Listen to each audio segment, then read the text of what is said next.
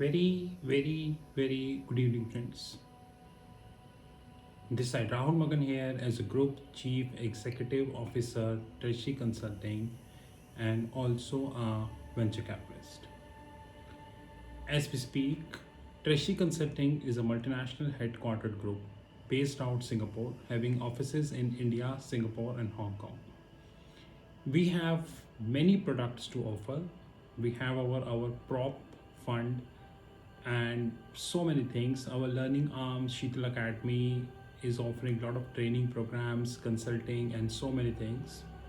In case you wish to have any information, you can definitely WhatsApp on my personal number, which is +91 9899242978. Alternatively, you can WhatsApp on our back office, which is +91 9818485155. I don't know how many of you are really doing a consistent study on the coronavirus. Now, when I say the consistent study, I'm not meaning the discovery of a vaccine.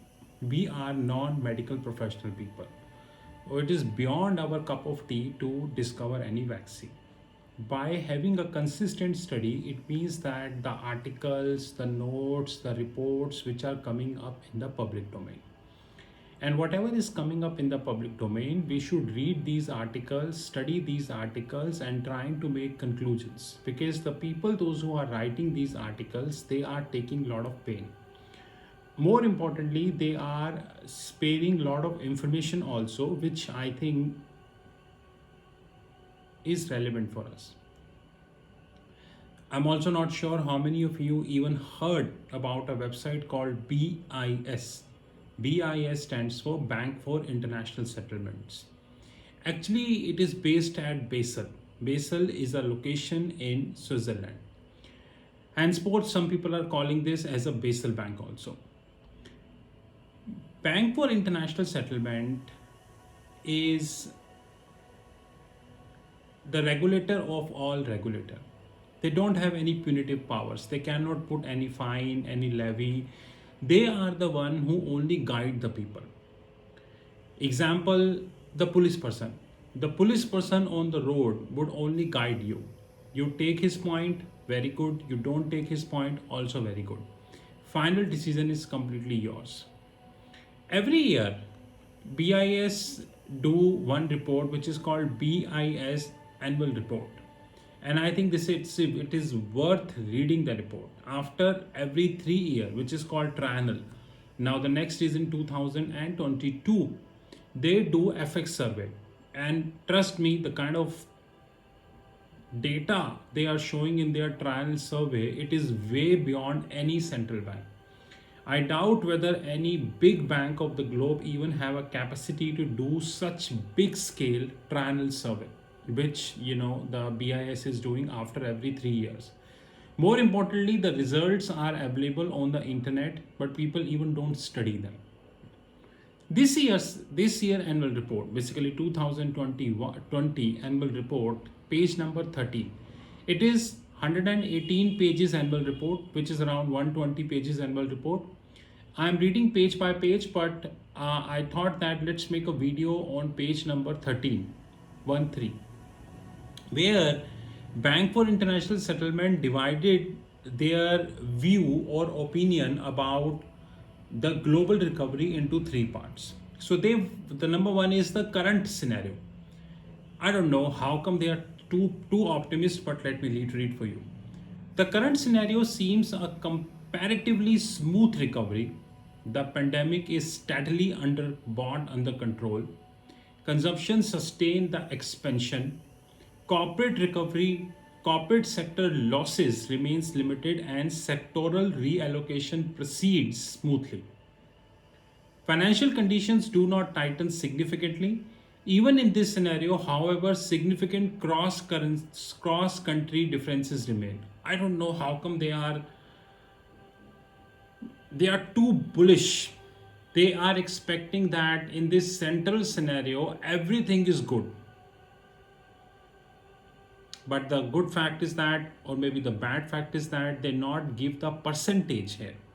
that out of 100%, how much they are expecting this scenario will continue or happen. Another is the second scenario. Second scenario is one where on the back of stronger growth, now where the hell is stronger growth? Inflation exceed expectation and financial condition tighten. Market anticipate a quicker and possible more intense monetary policy tightening. This is consistent with the large impact of fiscal policy on demand and a bigger reversal in the saving rate than assumed in central scenario. I fail to understand that whether this scenario is also possible or not. That's a separate thing that the Federal Reserve Chair Mr. Powell again and again repeating that the Fed would be hiking rates somewhere 2023 or probably by end of 2022. But every time he is forgetting that European Central Bank made it clear that there is no point of tapering. The rates cannot reverse now. And by the way, as we speak on 5th July, we also understand that how deadly the Delta Plus variant is. You please check, open the Google and check yourself. All data is right on the Google. There is no point for me to explain, right? Third, and which is very important, which is the third scenario in which recovery stalls is more plausible. Thankfully, they said it is more plausible.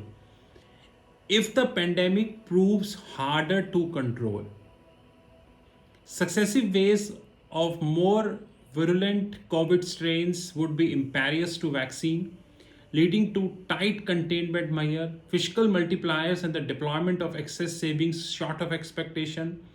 In particular, the feared wave of firm insolvencies could materialize, another bigger question clouding the outlook. Estimates of likely credit losses embodied in the central scenario suggest that they would be manageable.